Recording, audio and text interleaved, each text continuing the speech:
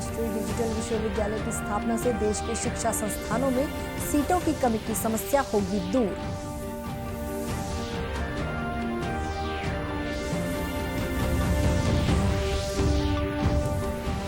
Ukraine से आने वाले भारतीयों के लिए एयर इंडिया भारत और यूक्रेन के बीच विशेष उड़ानें संचालित करेगी।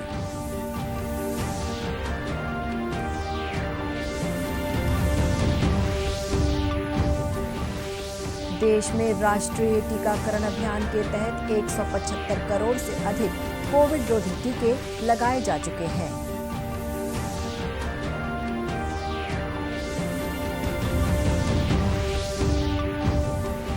और बच्चों में सुनने की दक्षता और कल्पनाशीलता बढ़ाने प्रदेश की सभी प्राथमिक शालाओं में आज से शुरू हुआ कहानी उत्सव।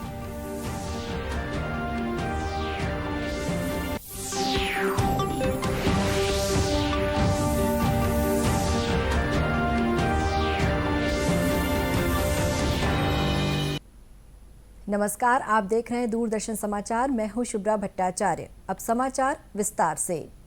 प्रधानमंत्री नरेंद्र मोदी ने कहा है कि राष्ट्रीय डिजिटल विश्वविद्यालय की स्थापना के निर्णय से देश के शिक्षा संस्थानों में सीटों की कमी की समस्या दूर हो जाएगी। केंद्रीय बजट 2022-23 के सकारात्मक प्रभाव के संबंध में वेबिनार को संबोधित करते हुए श्री मोदी ने सभी संबंधित पक्षों से ये सुनिश्चित करने की अपील की कि डिजिटल विश्वविद्यालय जल्द से जल्द काम करना शुरू कर दें।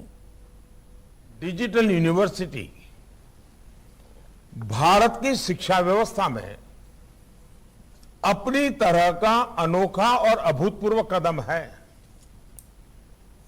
ये डिजिटल यूनिवर्सिटी में वो ताकत देख रहा हूं कि ये यूनिवर्सिटी हमारे देश में सीटों की जो समस्या होती है उसे पूरी तरह समाधान दे सकती है। जब हर विषय के लिए अनलिमिटेड सीट्स होगी तो आप कल्पना कर सकते हैं कि कितना बड़ा परिवर्तन शिक्षा जगत में आ जाएगा। ये डिजिटल यूनिवर्सिटी लर्निंग और रीलर्निंग की मौजूदा और भविष्य की जरूरतों के लिए युवाओं को तैयार करेगी। शिक्षा मंत्रालय, यूजीसी, AICTE और सभी स्टेक होल्डर्स, सबसे मेरा आग्रह है कि ये डिजिटल यूनिवर्सिटी तेजी से काम शुरू कर सके, ये सुनिश्चित होना चाहिए। शुरू से ही ये डिजिटल यूनिवर्सिटी इंटरनेशनल स्टैंडर्ड को लेकर चले, ये देखना हम सभी का दायित्व है। प्रधानमंत्री ने कहा कि डिजिटल संपर्क ने ही वैश्विक महामारी के समय देश की शिक्षा व्यवस्था को चालू रखा। उन्होंने कहा कि ई-विद्या, एक कक्षा एक चैनल, डिजिटल लैब और डिजिटल विश्वविद्यालय से छात्रों को काफी मदद मिलेगी। मातृभाषा में शिक्षा पर जोर देते हुए उन्होंने कहा कि ये छात्रों के मानसिक विकास से संबंधित है। उन्होंने इस बात का भी उल्लेख किया कि बहुत से राज्यों में मेडिकल और तकनीकी शिक्षा स्थानीय भाषाओं में शुरू हो चुकी है। प्रधानमंत्री ने कहा कि केंद्रीय बजट 2022-23 से राष्ट्रीय शिक्षा नीति को लागू करने में काफी मदद मिलेगी। उन्होंने कहा कि बजट में शिक्षा से जुड़े 5 क्षेत्रों पर अधिक बल दिया गया है। इनमें सबके लिए गुणवत्तापूर्ण शिक्षा, कौशल विकास, शहरी योजना और डिजाइन, अंतर्राष्ट्रीयकरण तथा animation, visual effects, gaming, comic शामिल हैं। एयर इंडिया आज और 24 तथा 26 फरवरी को भारत और यूक्रेन के बीच उड़ानें संचालित करेगी। यूक्रेन में भारतीय दूतावास ने कहा है कि लगातार बढ़ते तनाव और अनिश्चितता को देखते हुए कुछ अतिरिक्त उड़ानों की भी व्यवस्था की जा रही है। दूतावास ने एक परामर्श जारी करके कहा है कि कीव से दिल्ली के लिए 25 और 27 फरवरी तथा 6 मार्च को उड़ानें संचालित की जाएंगी। ये भी कहा गया है कि अभी air Arabia, fly Dubai, Qatar Airways सहित कई एयरलाइंस यूक्रेन और भारत के बीच उड़ानें संचालित कर रही हैं। इन एयरलाइंस की उड़ानों के लिए टिकटों की बुकिंग उनके कार्यालयों, वेबसाइट, कॉल सेंटर और अधिकृत ट्रैवल एजेंट के जरिए कराई जा सकती है। इधर छत्तीसगढ़ सरकार ने यूक्रेन में रह रहे प्रदेश के लोगों की मदद के लिए नई दिल्ली स्थित छत्तीसगढ़ भवन में संपर्क अधिकारी गणेश मिश्र को नोडल अधिकारी नियुक्त किया है।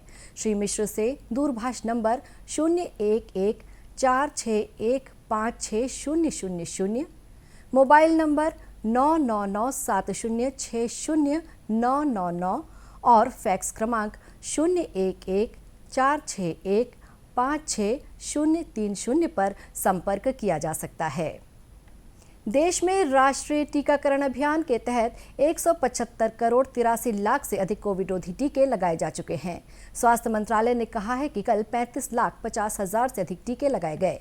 इस समय स्वस्थ होने की दर 98.38% है। कल 34,000 से अधिक लोगों के स्वस्थ होने के साथ ही अब तक 4,21,58,510 लोग संक्रमण मुक्त हो चुके हैं।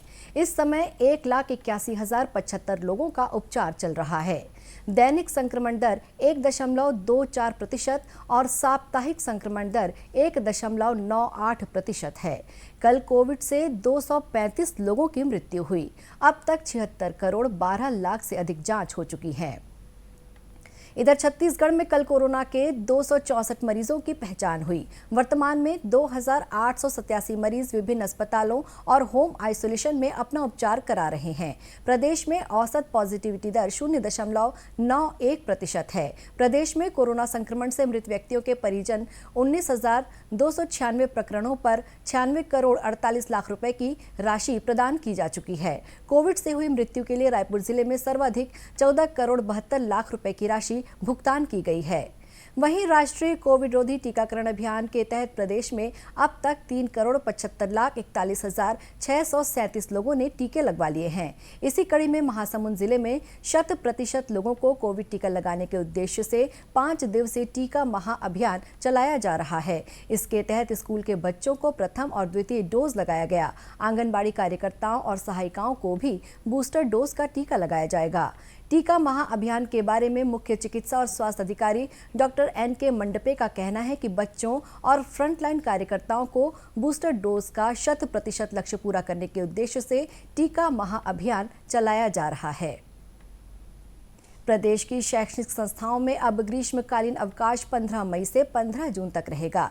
राज्य शासन ने शिक्षा सत्र 2021-22 में शासकीय अनुदान प्राप्त, गैर अनुदान प्राप्त स्कूलों और D.Ed, B.Ed, M.Ed कॉलेजों के लिए ग्रीष्मकालीन अवकाश में संशोधन किया है। संशोधित आदेश के अनुसार अब शैक्षणिक संस्थाओं में 15 मई से 15 जून तक कुल 32 दिन का ग्रीष्मकालीन अवकाश रहेगा। जारी आदेश में कहा गया है कि वर्तमान शैक्षणिक सत्र 31 मार्च के स्थान पर 30 अप्रैल तक बढ़ा दिया गया है। वहीं आगामी शैक्षणिक सत्र 1 मई से 15 दिन के अतिरिक्त शैक्षणिक कार्य के लिए प्रारंभ किया जाएगा। उल्लेखनीय है कि वर्तमान शैक्षणिक सत्र के लिए पूर्व में 46 दिन का ग्रीष्मकालीन अवकाश 1 मई से 15 जून तक का निर्धारित था। आज प्रदेश की सभी प्राथमिक शालाओं में कहानी उत्सव की शुरुआत की गई। इसके जरिए मूलभूत साक्षरता के विकास के लिए बच्चों के श्रवण कौशल और कल्पनाशीलता को कहानी के माध्यम से विकसित किया जाएगा। इसी कड़ी में दुर्ग जिले के सभी 585 प्राथमिक स्कूलों में कहानी उत्सव की शुरुआत हुई। इस दौरान मुख्य कार्यक्रम शासकीय प्राथमिक स्कूल पुलगांव और विवेकानंद नगर शासकीय प्राथमिक स्कूल में आयोजित किया गया, जहां बुजुर्गों ने बच्चों को उनकी मातृभाषा में कहानी सुनाई। इस बारे में समग्र शिक्षा के नोडल अधिकारी विवेक शर्मा ने बताया कि कहानी सुनने से बच्चों में श्रवण कौशल को बढ़ावा मिलता है। कहानी वास्तव में एक शिक्षण का माध्यम है, जिसमें एक रचनात्मकता होती है और बच्चे बहुत अच्छे श्रोता बनते हैं। और कहानी जैसे जैसे कहानी चलती है, बच्चे नायक की भूमिका में स्वयं को कल्पना करते हैं और एक कल्पनाशीलता उनमें आती है। समुदाय में जो चुप्पी है उसको तोड़ने का बहुत अच्छा माध्यम है और इस कहानी के माध्यम से ही बच्चे जो है रचनात्मक चित्रकार बन सकते हैं। इसलिए आज शासन के निर्देश पर प्राथमिक शालाओं में जो बड़े बुजुर्ग गण हैं, माता पिता हैं, उनके द्वारा बच्चों को कहानी सुनाने का आयोजन दुर्ग जिले में किया जा रहा है। अंतर्राष्ट्रीय मातृभाषा दिवस के अवसर पर प्रदेश भर के स्कूलों में मनाए जा रहे कहानी उत्सव से बच्चों में सुनने की दक्षता और कल्पनाशीलता का भी विकास होगा।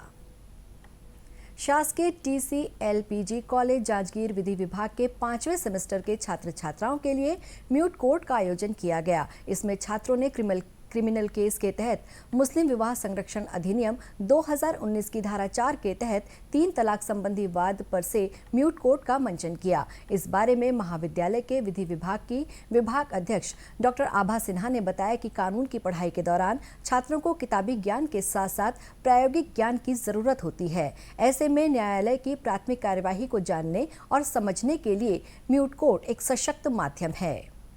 परीक्षाएं होती हैं और उसमें ये मूट कोर्ट बहुत महत्वपूर्ण स्थान रखता है, क्योंकि जो हम लोग किताबी ज्ञान देते हैं उसके अलावा जो कोर्ट में जाकर हम लोग प्रोसीजर देखते हैं वो हम लोग काल्पनिक रूप से यहाँ पर कॉलेज में करते हैं, जिससे हमारे स्टूडेंट लोगों को बहुत फ़ायदा होता है। और हम ये चाहते हैं कि जब वो हमारे यहाँ से पास होकर कोर्ट में जाए तो उनको कोई भी दिक्कत वहाँ पर ना हो, इसलिए हम लोग समय समय पर हमारे सिलेबस में भी हम लोग ने इसको रखा है और मूट कोर्ट के माध्यम से हम उनके भविष्य को उज्जवल बनाते हैं।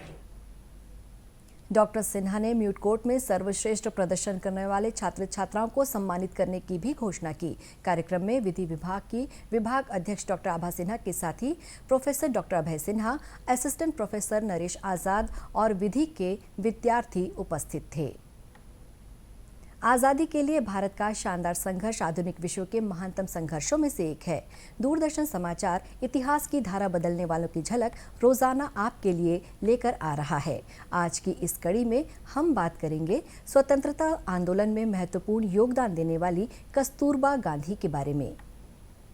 भारतीय स्वतंत्रता संग्राम में महत्वपूर्ण योगदान देने वाली कस्तूरबा गांधी को उनका निधन 22 फरवरी 1944 को हुआ था। कस्तूरबा गांधी को लोग ससम्मान बा कहकर पुकारते थे। कस्तूरबा पहली महिला सत्याग्रहियों में शामिल थीं। दक्षिण अफ्रीका में उन्होंने सभी गैर ईसाई विवाहों को कानूनन अमान्य घोषित करने के सरकार के फैसले के विरोध में 1913 में फिनिक्स से ट्रांसवाल तक मार्च किया। कस्तूरबा को सश्रम कारावास की सजा सुनाई गई। जेल में कस्तूरबा ने शिक्षित महिलाओं को निरक्षर महिलाओं को पढ़ना लिखना सिखाने की प्रेरणा दी। महात्मा गांधी के साथ कस्तूरबा गांधी 1915 में भारत वापस आ गई। जब गांधी जी 1917 में भारतीय स्वतंत्रता संग्राम में सक्रिय हुए, तब कस्तूरबा भी उनके साथ स्वतंत्रता आंदोलनों में शामिल हो गई। स्वाधीनता संघर्ष के लिए कस्तूरबा की प्रतिबद्धता केवल गांधी जी के समर्थन तक ही सीमित नहीं थी, बल्कि वे स्वतंत्रता आंदोलन से गंभीरता के साथ जुड़ी थीं। उन्होंने देश भर में नागरिक कार्यों और विरोध प्रदर्शनों में हिस्सा लिया। 1917 में सत्याग्रह के दौरान कस्तूरबा ने बिहार के चंपारण में महिला कल्याण के लिए कार्य किया। 1922 में उन्होंने गुजरात के बोरसाड़ में सत्याग्रह आंदोलन में भाग लिया। कस्तूरबा को कई बार गिरफ्तार किया गया और जेल भेजा गया। 1939 में उन्होंने राजकोट की महिलाओं के विशेष आग्रह के बाद ब्रिटिश शासन के विरुद्ध आंदोलन में भाग लिया। कस्तूरबा को दोबारा गिरफ्तार कर लिया गया और 1 महीने के लिए एकांत कोठरी में बंदी बनाए रखा। भारत छोड़ो आंदोलन के दौरान जब गांधी जी को गिरफ्तार कर लिया गया तो उन्होंने अपने स्थान पर कस्तूरबा को मुंबई के शिवाजी पार्क में जनसभा को संबोधित करने के लिए कहा। गिरफ्तारी का आभास होने पर कस्तूरबा ने सुशीला नायर को जनता के लिए अपना संदेश लिखवाया। ऑल इंडिया कांग्रेस कमेटी की बैठक में कल रात गांधी जी ने 2 घंटे तक अपने दिल की सारी बात की। मैं उसमें और क्या जोड़ सकती हूँ? हमारे लिए यही काफी है कि हम उनके आदर्शों पर चलें। भारत की महिलाओं को अपनी क्षमता सिद्ध करनी होगी। उन्हें भी जाति या नस्ल का भेदभाव छोड़कर पूरी तरह इस संघर्ष से जुड़ना चाहिए। सत्य और अहिंसा हमारे मार्गदर्शक सिद्धांत होने चाहिए। बैठक के लिए जाते समय कस्तूरबा को रास्ते में ही रोक लिया गया और मुंबई की आर्थर रोड जेल भेज दिया गया। जेल की जिस कोठरी में कस्तूरबा को रखा गया वो बहुत गंदी थी, इसीलिए वे बीमार हो गईं। कुछ दिन बाद उन्हें पुणे के आगा खां पैलेस भेज दिया गया, जहां गांधी जी को हिरासत में रखा गया था। ये उनकी आखिरी कैद साबित हुई, क्योंकि इसी दौरान उनका निधन हो गया। भारत की इस महान विभूति को हमारा शत शत नमन।